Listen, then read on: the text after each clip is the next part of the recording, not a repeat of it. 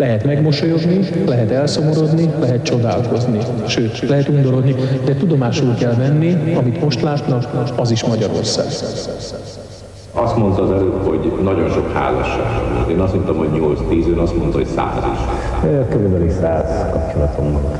Maga egy világrekord akkor ezek szerint. Igen. És ez egyik házasság sem. Most ilyen pillanatban, hogy elnézem a ruházatát, meg a vizuáját. Ő most hajléktalan. És ő már van átmeneti hajléka. Nincs abszolút. De hát most itt van a kapitányság. Jaj, persze. Na most azt mondja meg nekem, amiért tulajdonképpen jöttünk, hogy maga miért nem szereti a nőt? Nők. A nőket imádom. Én nőfalu vagyok, és nem férfi falu. 2 hétig ebben a rácsodott, funérlemezedett, belakatolt helyiségben tartottak fogva egy embert, aki kénytelen volt eltűrni 3 férfi társa erőszakoskodását a rendőrség eddigi vizsgálata szerint. Hogy mi van az ügy mögött bővebben, erről beszéljen a 8. kerületi kapitányság vizsgálótisztje.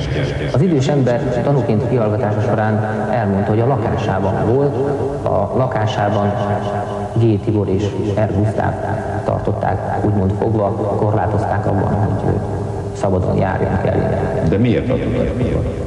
A fogvatartás célja a sértett vallomása szerint az volt, hogy vele szemben a szexuális igényeiket ki tudják elégíteni. Röviden és tömören, önök 15 napon keresztül állítólag fogva tartottak egy férfit.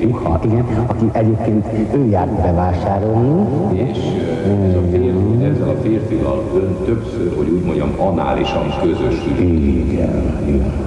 Análisan.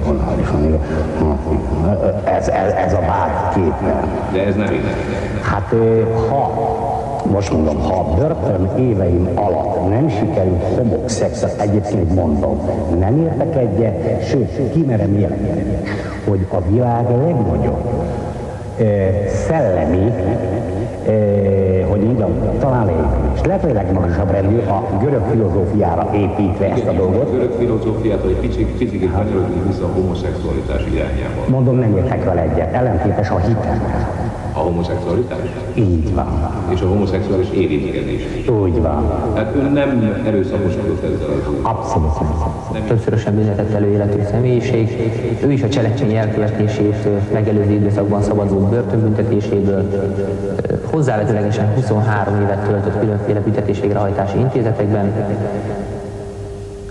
Arra vonatkozóan a nyomozást megelőzően, hogy az elkövető homoszexuális nem állt semmilyen információ a rendelkezésre, személyazonosságának megállapítását követően a Priuszából megállapításra került, hogy hasonló cselekmények miatt már volt tudatú ellenságban.